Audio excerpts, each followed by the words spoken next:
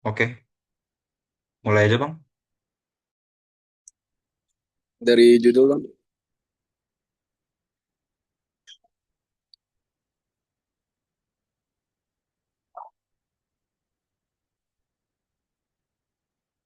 Oke, Assalamualaikum warahmatullahi wabarakatuh. Selamat malam semuanya.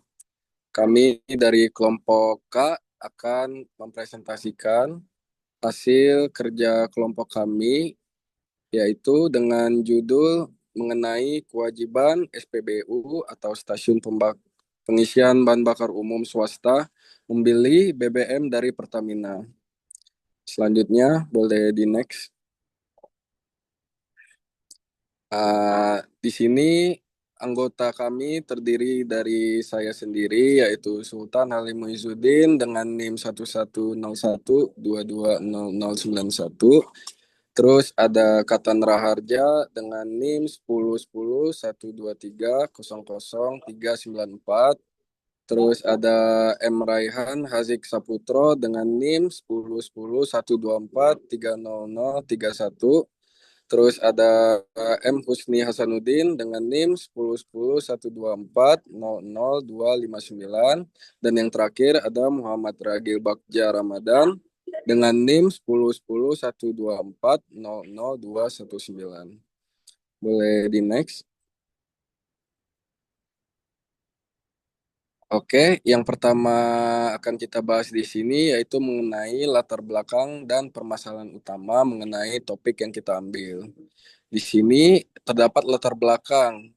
Yang pertama yaitu mengenai pemerintah mewajibkan SPBU swasta membeli BBM hanya dari Pertamina. Dan yang kedua yaitu digitalisasi layanan SPBU seperti EDC, aplikasi, dan digital meter untuk menambah kerentanan sistem energi. Di sini mengenai permasalahan utamanya yaitu ada risiko monopoli atau monopsoni dalam distribusi BBM itu sendiri. Terus adanya terbatasnya pilihan harga dan layanan bagi konsumen.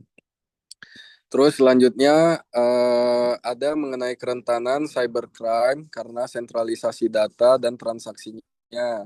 Terus ada tantangan tata kelola publik terkait transparansi dan keadilan. Ini relevan dengan SDGs yang keenam. Mungkin selanjutnya boleh di next.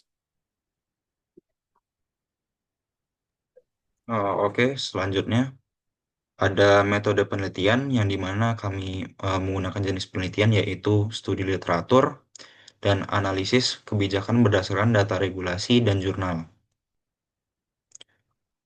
Oke, kemudian ada pendekatan penelitian yaitu ada yang pertama pendekatan kualitatif yang dimana menginterpretasikan regulasi, teori persaingan usaha, dan perlindungan konsumen.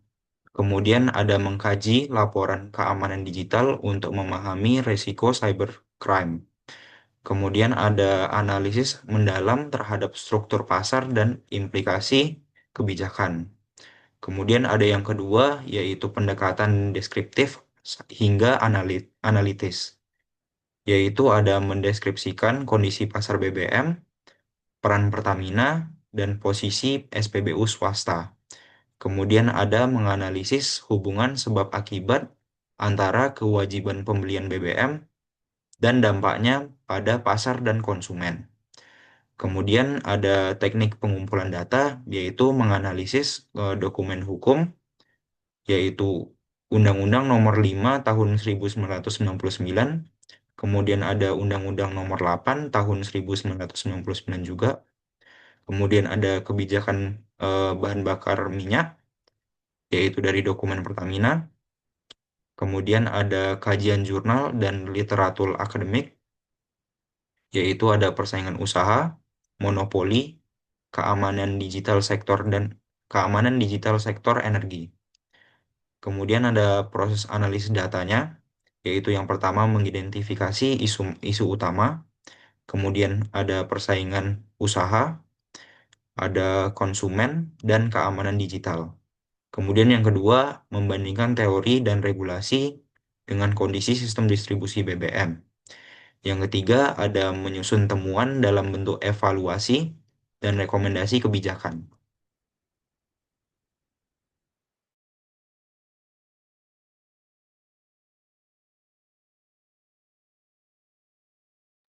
Boleh, Bang Katan, silakan dilanjutin.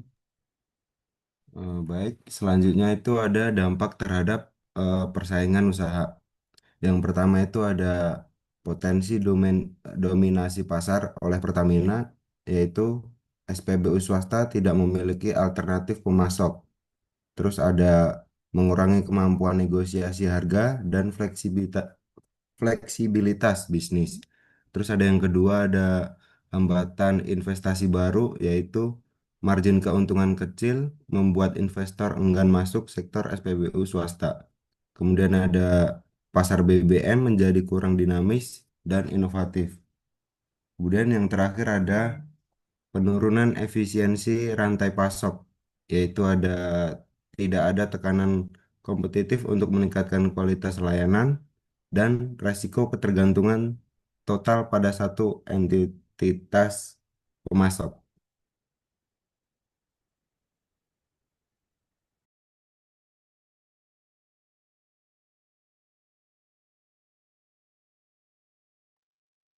Silakan Oke, dilanjut, Husni. oke. Selanjutnya ada dampak konsumen dan keamanan digital. Yang pertama ada harga layanan kurang kompetitif. Konsumen tidak memperoleh perbandingan harga. Layanan SPBU cenderung seragam karena minimnya inovasi. Terus yang kedua ada transparansi informasi menurun. Rantai pasok dan evaluasi harga hanya berasal dari satu sumber. Potensi manipulasi data jika terjadi gangguan sistem. Yang ketiga, ada kerentanan keamanan digital, ancaman pencurian data, phishing, ransomware. Terus ada sentralisasi Pertamina menciptakan single point of failure dan ada SPBU sebagai kunci vital negara serangan.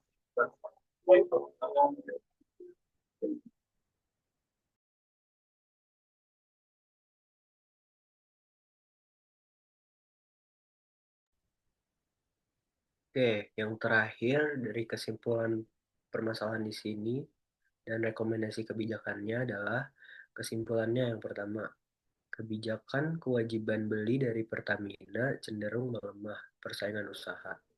Yang kedua ada mengurangi pilihan dan perlindungan konsumen.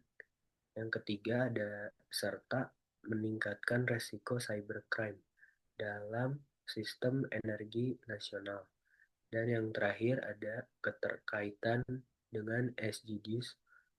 Yang keenam, perlunya tata kelola yang transparan, aman, dan adil.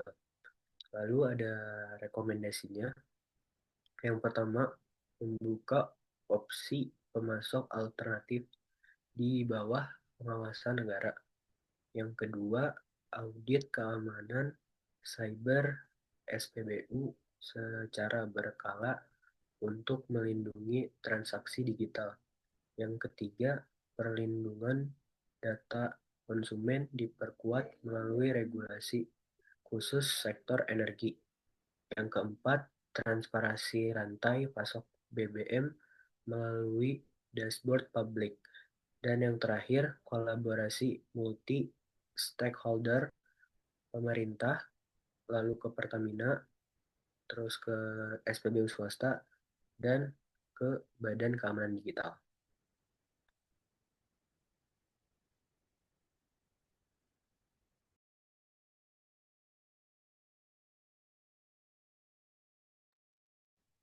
Oke, mungkin sekian aja dari presentasi kelompok kami.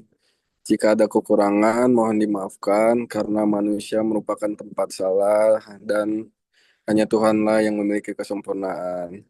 Kita akhiri presentasi kali ini dengan mengucapkan wabillahi taufik walhidayah. Wassalamualaikum warahmatullahi wabarakatuh.